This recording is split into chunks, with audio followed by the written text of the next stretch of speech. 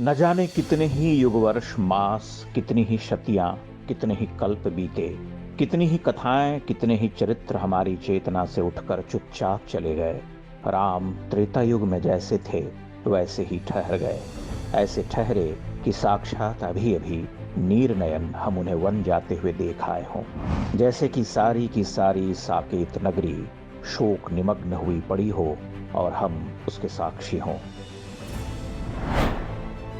राम कथा के अनेकानेक प्रसंगों में सबसे विह्वल करने वाला प्रसंग उनका वनगमन है। उस प्रसंग के साथ दशरथ का दाशरथिक दुख जुड़ा है, कौशल्या का हताश क्रंदन है, पूरी अयोध्यापुरी का आकुल कंठ है। जबकि समर्थ राम के पास इस शोक से बचने के सारे साधन थे। स्वयं दशरथ कह चुके थे, अयोध्यायाम त्वमेवाद्य भव राजा निगृह्यमाम। मैं विवश हूं, तुम नहीं। मेरे प्रति विद्रोह कर अयोध्या के अधिपति बन जाओ राम। किंतु राम किसी और मृदा के बने थे। उन्होंने कह दिया कि आप 1000 वर्षों तक अयोध्या के नृपति बने रहें, मुझे तो वन ही जाना है।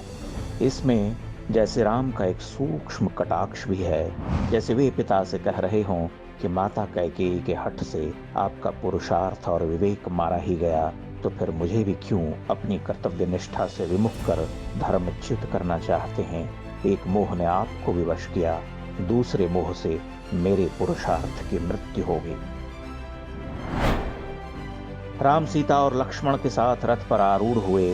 पीछे से माता पिता रोते बिलखते हुए आते दिखे। अन्वीक्षमाणो रामस्तु विषण्णम भ्रांत चेतसम राजानाम मातरम चैव ददर्शानुगतो पथे।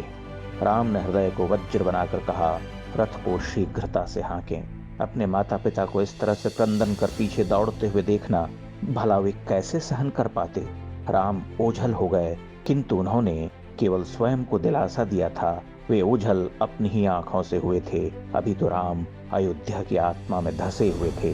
एक विशाल जन समूह धूल धूसरित विकल प्राण उनके पीछे विक्षिप्त होकर बहा जा रहा था, जैसे अंधड़ में सूखी पत्तियां बहा करती हैं।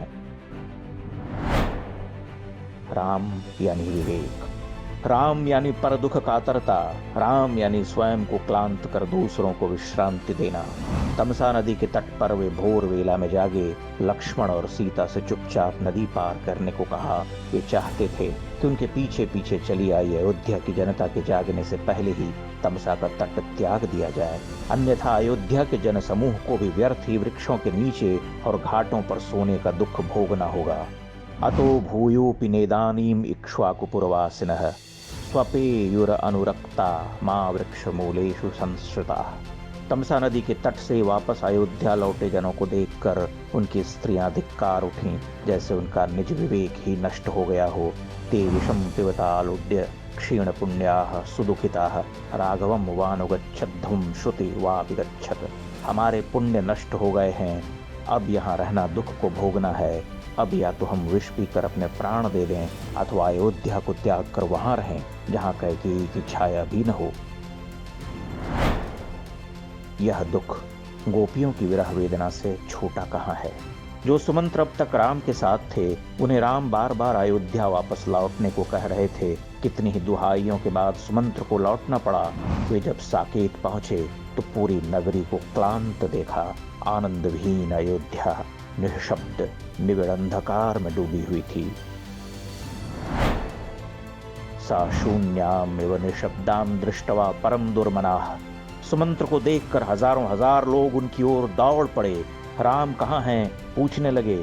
सुमंत्र का उत्तर सुनकर हा राम के आर्तनाद से आकाश कांप उठा। दशरथ का दुख दहक उठा। वे कहने लगे, अब राम तो लौटेंगे नहीं, मुझे ही वन ले चलो। हा राम रामानुजहा वैदेही तपस्विनी। राम का वनगमन सामूहिक विरह विछोह की सबसे घनीभूत भावना है। वह इस तरह की सबसे प्राचीन घटना भी है। किसी एक मनुष्य के वनवास पर संसार कभी इतना विकल न हुआ। किसी एक मनुष्य को दंड दिए जाने से हजारों हजार हृदय इस तरह से विदीर्ण न हुए। राम का वनगमन विरह और दुख भाव पर लिखे हजारों पृष्ठों के शाश्वत साहित्य की प्रस्तावना भी है। प्रथम अध्याय भी और उपसंहार भी। उसे त्याग कर उस शाश्वत साहित्य का पारायण संभव नहीं है। राम का वनगमन एकल और सामूहिक दुख का राग है। उसके केंद्र में मनुष्य की मनुष्यता है, उसकी कर्तव्य निष्ठा, धर्मपरायणता और तितिक्षा है, और इन सब से ऊपर अपार करुणा है।